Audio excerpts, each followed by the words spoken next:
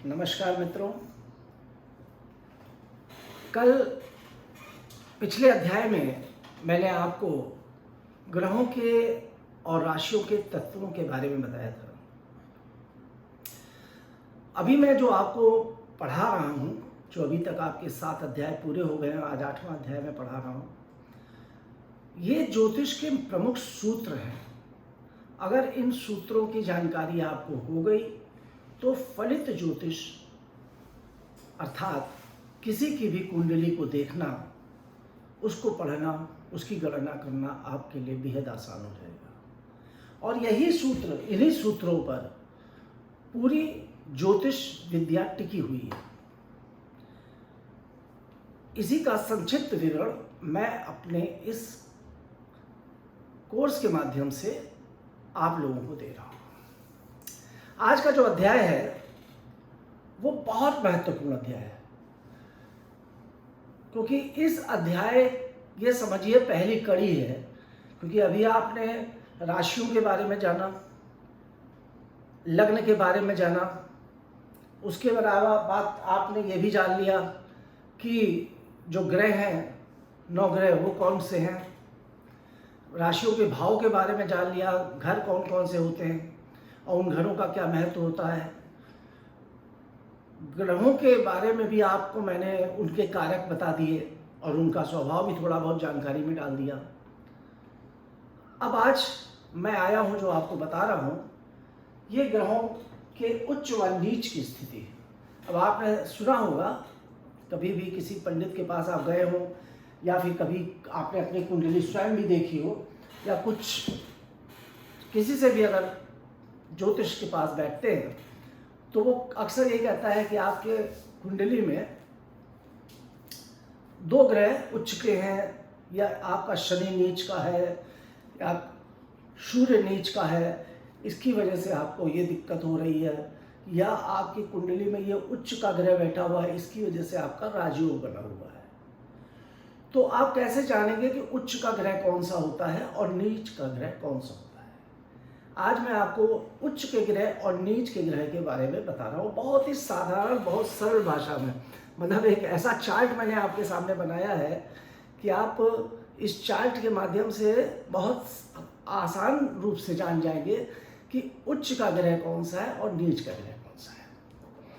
आप अपना रजिस्टर निकाल लीजिए, पेन निकाल लीजिए, और ये जो सामने चार्ट बना है, इसी तरह का चार्ट आप अपनी कॉपी में ड्रॉ कर लीजिए,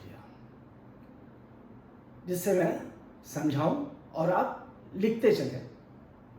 ठीक है। अब आपने देखा होगा यहाँ पर 2 चार्ट बने हैं, एक चार्ट नंबर 1 और चार्ट नंबर 2।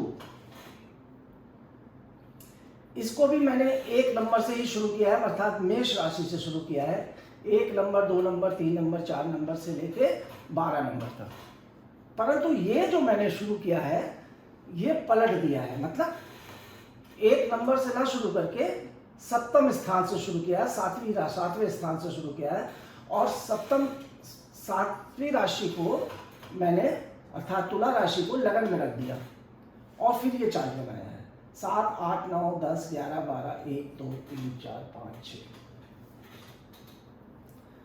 समझ गया। अब यहां पर मैंने ग्रहों को बिठा दिया है। अब आप देखिएगा ध्यान से, ये जो चार्ट है, ये उच्च के ग्रहों का चार्ट है। आप लिख लीजिए इस बात को। चार्ट नंबर 1, उच्च के ग्रहों का चार्ट। अब इसमें उच्च के ग्रह कैसे हैं? मेष राशि में, ये जो 1 नंबर की राशि है, मेष राशि में सूर्य बैठा हुआ है, अर्थात मेष राशि में सूर्य उच्च का होता है। लिख लीजिए आप। ये तो ऐसे मैंने बना दिया ड्रॉ, आप अपना कॉपी में भी लिखिए। मेष राशि में सूर्य उच्च का। नंबर 2 देख रहे होंगे, वृष राशि में चंद्रमा बैठा हुआ है, अर्थात वृष राशि में चंद्रमा उच्च का होता है। अब वहां आप देख रहे होंगे राहु को भी मैंने बिठा दिया है। तो आप सोच रहे होंगे राहु चंद्र बैठा दिया, क्या ग्रहण दोष बना हुआ है?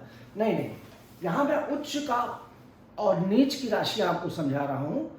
तो आप ये भी नोट कर लीजिए कि वृष राशि में राहु जो है वो उच्च का होता है। बहुत से विद्वान कहते हैं कि वृष राशि में राहु उच्च का नहीं होता है, मिथुन राशि में राहु उच्च का होता है, परंतु अधिकांश ज्योतिष ग्रंथों में इस बात का जिक्र है कि राहु वृष राशि में उच्च का होता है। मैंने मिथुन पे भी राहु लिख दिया है क्योंकि मिथुन राशि पर भी राहु उच्च के राहु की तरह से फल देता है। हम अब विद्वानों की दोनों की बातों को लेके सामंजस्य बना के चल रहे हैं। यहाँ पर मिथुन राशि में भी अगर आप कुंडली खोलें और देखें राहु बैठा है तो आप ये समझें कि हाँ अच्छा फल देगा। क्यों? क्योंकि मिथुन में भी राहु उच्च का फल देता है और वृष राशि में भी राहु उच्च का फल देता है। चंद्रमा वृष राशि में उच्च का फल दे रहा है। अगला घर देखिए, यहाँ पर कर्क राशि में बृहस्पति ग्रह बैठे हुए हैं, अर्थात कर्क राशि में बृहस्पति उच्च के होते हैं। अगर किसी भी व्यक्ति या जातक की कुंडली आपके सामने आए और आप देखें कि कर्क राशि में बृहस्पति बैठा है तो आप तुरंत समझ जाइएगा, चाहे किसी भी घर में बैठा हो, इन 12 खानों में से किसी भी खाने में बैठा हो, अगर वो मान लीजिए गलत खाने में भी बैठा है, छठे में बैठा है, अष्टम में बैठा है, 12 में बैठा है, तब भी उच्च का ग्रह हमेशा अच्छा फल देता है।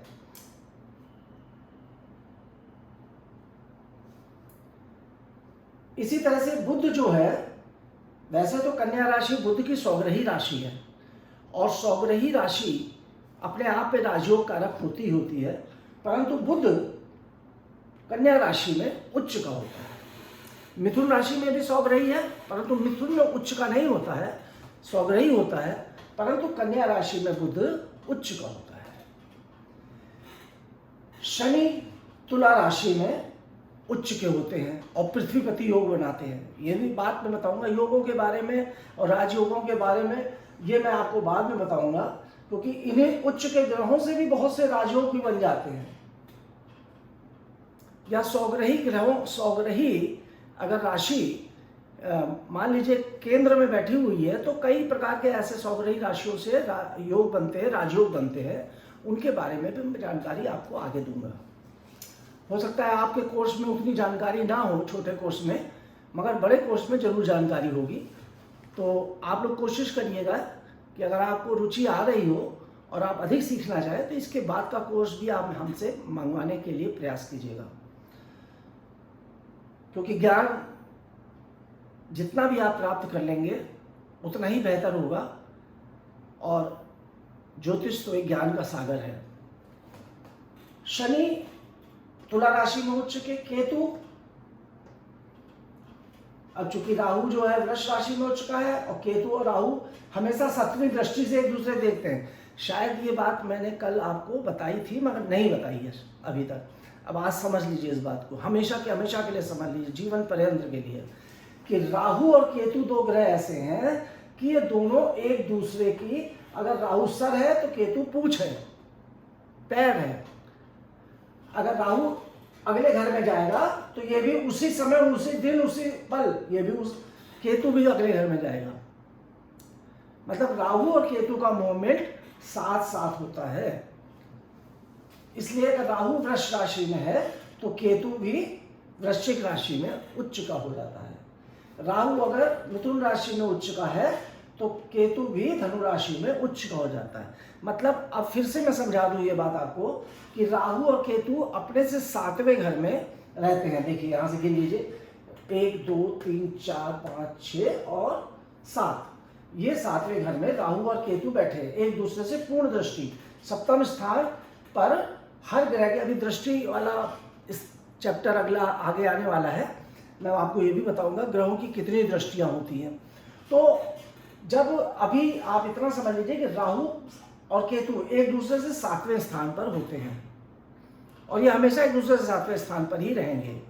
किसी की भी कुंडली, गोचर कुंडली, जातक की हर कुंडली में ऐसा कभी नहीं होगा कि राहु यहाँ बैठा, केतु उसके बगल में बैठा है। बात समझ में आ गई आपको? लिख लीजिएगा इस बात को, बहुत इंपॉर्टेंट बात है।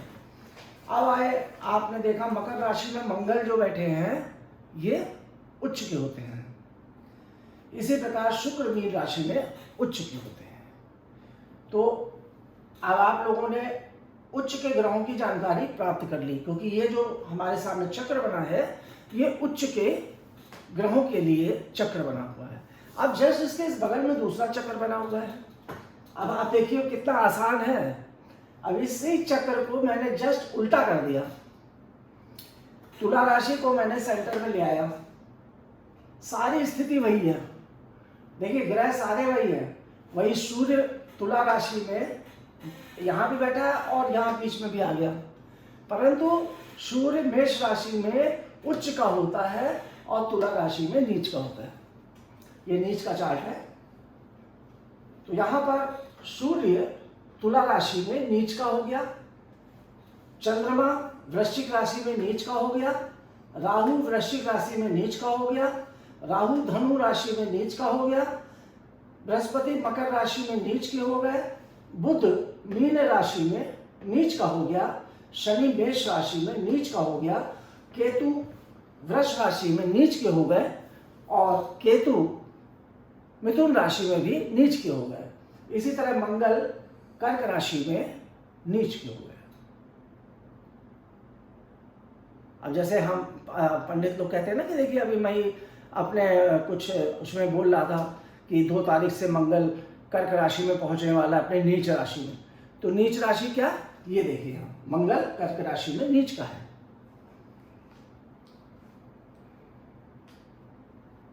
जब हम गोचर का बताते हैं, एनालिसिस करते हैं, तो इसी आधार पर करते हैं। और जन्म कुंडली में भी आपको ये देखना बहुत आवश्यक होता है।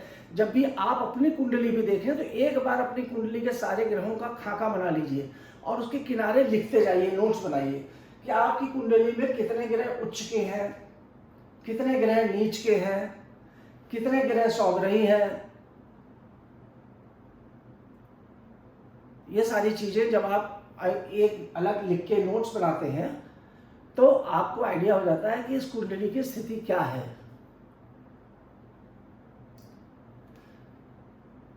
तो मुझे लगता है आप लोगों को आज का अध्याय समझ में आ गया होगा। उच्च और नीच के ग्रहों के बारे में मैंने आज आपको बताया है। आप इसको नोट भी कर चुके होंगे।